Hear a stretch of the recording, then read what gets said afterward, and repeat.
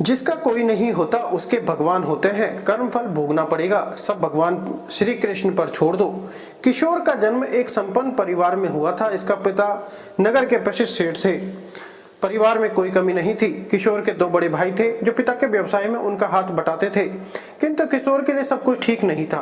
किशोर जन्म से ही नेत्रहीन था। इस कारण उसका सारा जीवन घर में ही व्यतीत हुआ था। उसको घर में ही सभी सुख साधन उपलब्ध रहते थे।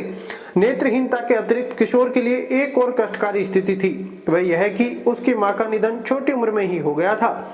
यद्यपि किशोर के पिता और उसके भाई उससे अत्यधिक प्रेम करते थे और उसकी सुख सुविधा का पूर्ण ध्यान रखते थे, किंतु व्यापार की व्यवस्था के चलते वह घर में अधिक समय नहीं दे पाते थे। किशोर का जीवन सेवकों के सहारे ही चल रहा था, जिस कारण किशोर के मन में विरक्ति उत्पन्न होने लगी।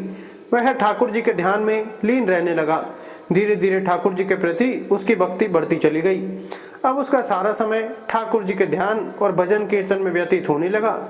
उसके पिता और उसके भाइयों को इससे कोई आपत्ति नहीं थी। उन्होंने उसको कभी इस कार्य से नहीं रोका, किंतु समय की गति को कौन रोक सकता है। समय आने पर दोनों बड़े भाइयों का विवाह हो गया। आरंभ में तो सब ठीक रहा, किंतु धीरे धीरे किशोर की भाभीियों को किशोर अखरने लगा। किशोर भी अब युवा हो चला था। उसकी दोनों भाभी किशोर की सेवा करना बिल्कुल भी पसंद नहीं करती थीं। पहले तो वह इस बात को मन में छुपाए रही, किंतु धीरे धीरे इस बात ने किशोर के प्रति ईर्ष्या का भाव ले लिया। अपनी भाभीियों की इन भावनाओं से अनभिज्ञ किशोर उनमें अपनी माँ का रूप देखता था और सोचता था कि उसकी माँ की कमी अपूर्ण हो गई है। धीरे धीरे ईर्ष्या विकराल रूप धारण करती जा रही थी। कुछ दिनों बाद किशोर के पिता का भी देहांत हो गया। अब किशोर पूर्ण रूप से अपने भाइयों और भाभीियों पर ही निर्भर हो गया था। उसके भाइयों का प्रेम अब भी उसके प्रति वैसा ही बना रहा, किंतु कहते हैं कि त्रिया चरित्र के आगे किसी की नहीं चलती। अवसर देख किशोर की भाभीियों ने अपने पतियों को किशोर के विरुद्ध भड़काना आरंभ कर दिया। जैसे जैसे समय बीतता गया उनका षड्यंत्र बढ़ता गया। अंततः वह दिन भी आ गया जबकि किशोर के भाई की भी पूर्ण रूप से किशोर के विरुद्ध हो गए। अब उनको भी किशोर अखरने लगा था। इन सब बातों से अनभिज्ञ सहज सरल हृदय किशोर अब भी ठाकुर जी की भक्ति में ही लीन रहता था। वह अपने भाइयों और भाभीियों के प्रति मन में किसी प्रकार की शंका नहीं रखता था, किंतु ऐसा कब तक चलता। आखिर एक दिन भाइयों की पत्नियों ने अपने पतियों को समझाया कि इस नेत्रहीन के मोह में क्यों फंसे हो, इससे मुक्ति प्राप्त करो, अन्यथा एक दिन तुमको अपनी संपत्ति इसके साथ बांटनी पड़ेगी। इस संपत्ति पर इसका अधिकार ही क्या है, इसने जीवन भर किया ही क्या है, यह जो भी कुछ है सब तुम्हारे परिश्रम का ही परिणाम है, फिर संपत्ति इसको क्यों दी जाए। भाइयों के मन में कपट घर कर गया। एक दिन सब मिलकर किशोर से कहा, अब हम तुम्हारा बोझ और अधिक नहीं उठा सकते, इसलिए हम तुम्हारा रहने खाने का प्रबंध कहीं और कर रहे हैं। अब तुम वहीं रहा करो। तुमको समय पर खाना, कपड़े और अन्य आवश्यक सामग्री मिलती रहेगी। तुमको किसी प्रकार का कोई कष्ट नहीं होने देंगे। अपने भाइयों के मुख से अनायास ही इस प्रकार की बात सुनकर किशोर अवाक रह गया। वह नहीं समझ सका कि वह क्या बोले। उसकी आंखों से झरझर अश्रु बह निकले, किंतु वह कुछ भी बोल पाने की स्थिति में नहीं रहा। अंततः स्वयं की संयत करते हुए वह बोला, भाई, आपने मेरे लिए जो निर्णय लिया है वह निश्चित रूप से मेरे अच्छे के लिए ही होगा, किंतु बस इतना तो बता दो कि मेरा अपराध क्या है। बस यही कि मैं नेत्रहीन हूँ, किंतु इसमें मेरा क्या दोष, यह तो प्रभु की इच्छा है। और भाई, अब तक आपने मुझको इतना प्रेम किया और फिर अचानक यह क्या हुआ। भाइयों के पास कोई उत्तर नहीं था। वह उसको छोड़कर चले गए। अब किशोर पूर्ण रूप से अनाथ हो चुका था, किंतु ऐसा नहीं था। जिसका कोई नहीं होता उसके भगवान होते हैं। और फिर किशोर तो ठाकुर जी का दीवाना था, फिर वह भला कैसे अनाथ हो सकता था। दुखी मन किशोर ठाकुर जी के ध्यान में खो गया। उसके मन से स्वर निकल उठे, हे गिरधर गोपाल, करुणा सिंधु कृपाल, भक्तवत्सल मोहे लीजो संभाल। अगले ही दिन किशोर के रहने का प्रबंध एक अन्य स्थान पर कर दिया गया। वह स्थान एकदम वीरान था। न किसी का आना न जाना। कुछ पशु पक्षी वहां विचरते रहते थे। थोड़ी ही दूर जंगल से आरंभ हो जाता था। किशोर के खाने पीने और देखरेख के लिए एक सेवक की नियुक्ति कर दी गई। प्रतिदिन सुबह नाश्ते का प्रबंध और दोपहर तथा रात्रि के भोजन के प्रबंध किशोर के भाई और भाभी कर देते थे। उसके वस्त्र भी घर से धुलकर आ जाते थे। किशोर ने कुछ भी विरोध नहीं किया, वह उसमें ही संतुष्ट रहने लगा। उसका नियम था, वह जब भी कुछ भोजन करता पहले अपने गोविंद का स्मरण करता, उनको भोजन अर्पित करता और उस भोजन के लिए धन्यवाद देकर तब भोजन ग्रहण करता। कुछ दिन यह क्रम चलता रहा। इस बीच किशोर की दोनों भाभीियों को पुत्र रत्न की प्राप्ति हुई। उसके बाद उनको किशोर का यह प्रतिदिन का खाने और वस्त्र का प्रबंध भी अखरने लगा। तब दोनों भाभीियों ने मिलकर एक भयानक षड्यंत्र रचा। उन्होंने किशोर को समाप्त करने की योजना बनाई। अगले दिन रात्रि के भोजन में विष मिलाकर सेवक के हाथ बेच दिया। इस बात से अनभिज्ञ सेवक भोजन लेकर पहुंचा और किशोर को भोजन सौंप दिया। किशोर ने भोजन प्राप्त किया और प्रतिदिन की भांति भोजन गोविंद को अर्पित किया। अब जिसके साथ गोविंद सदा रहते हो उसके सामने कोई षड्यंत्र भला क्या करता। गोविंद के भोजन स्वीकार करते ही भोजन प्रसाद के रूप में परिवर्तित हो गया। किशोर ने सुखपूर्वक भोजन किया, तत्पश्चात भगवान का धन्यवाद किया और लग गया हरि भजन में। उधर दोनों भाभी प्रसन्न थी कि चलो आज पीछा छूटा। अगले दिन अनजान बनकर उन्होंने फिर से प्रातः का नाश्ता तैयार किया और सेवक के हाथ भेज दिया, इस आशा में कि थोड़ी ही देर में सेवक उनके मन को प्रसन्न करने वाली सूचना लेकर आएगा। नाश्ता देकर जब सेवक वापस लौटा तो किशोर को कुशल जान उनको बड़ा आश्चर्य हुआ। वह दोनों पाप बुद्धि यह नहीं जान पाई कि जिसका रक्षक दया निदान हो उसका भला कोई क्या बिगाड़ सकता है। उन्होंने सोचा हो सकता है कि किसी कारणवश किशोर ने रात्रि में भोजन ही न किया हो। ऐसा विचार कर उन कुटिल स्त्रियों ने अपने मन की शंका का समाधान स्वयं करने की ठानी। उस दिन उन्होंने दोपहर के भोजन में किशोर के लिए खीर बनाई और उसमें पहले से भी अधिक तीक्ष्ण विष मिला दिया। वह स्वयं ही खीर लेकर किशोर के पास गई और किशोर से बड़े ही प्रेम का व्यवहार किया और पूछा कि आज तुम्हारा चेहरा कुछ उदास लग रहा है, क्या रात्रि में भोजन नहीं किया।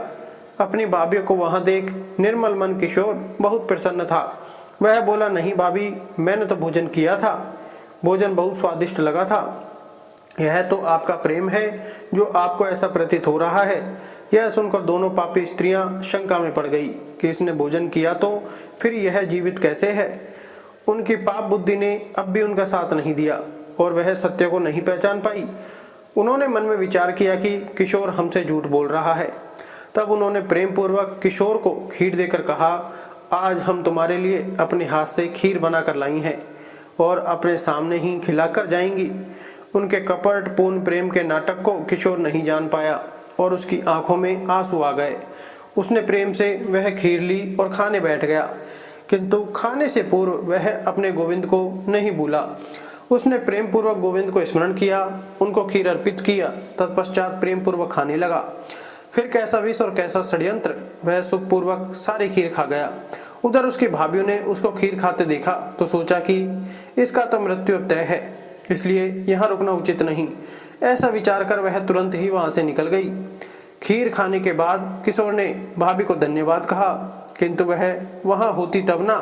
किशोर को बहुत आश्चर्य हुआ कि अनायास ही वह दोनों कहाँ चली गई। जब कोई उत्तर नहीं मिला तो उसने भगवान का पुनः स्मरण किया और हरि भजन में तल्लीन हो गया। उधर दोनों भाभी प्रसन्न मन अपने घर पहुंची तो देखा घर में कोहराम मचा था। देखा तो पता चला कि उन दोनों के पुत्रों ने कोई विषैला पदार्थ खा लिया है जिससे उनकी मृत्यु हो गई। यह देख दोनों को काटो तो खून नहीं की स्थिति में पहुंच गई। अब उनको अपने पाप का एहसास हो गया था। वह जान गई कि भगवान ने उनको उनके कर्मों का दंड दिया है। वह दोनों दहाड़े मार मार कर रोने लगी और खुद को कोसने लगी। उधर एक सेवक दौड़ा दौड़ा किशोर के पास पहुंचा और सारी घटना सुनाई।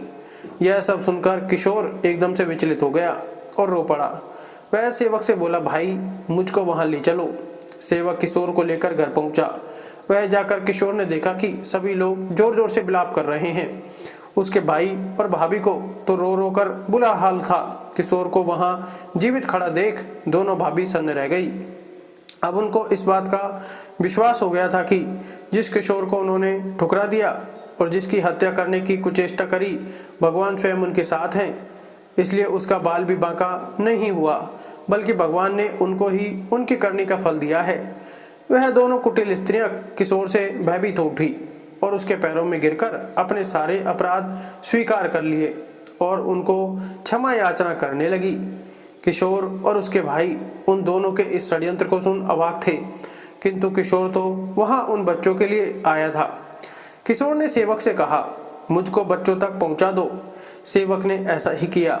बच्चों के पास जाकर किशोर ने श्री गोविंद को स्मरण किया और प्रार्थना करी कि हे गोविंद, आज मेरी लाज आपके हाथ में है।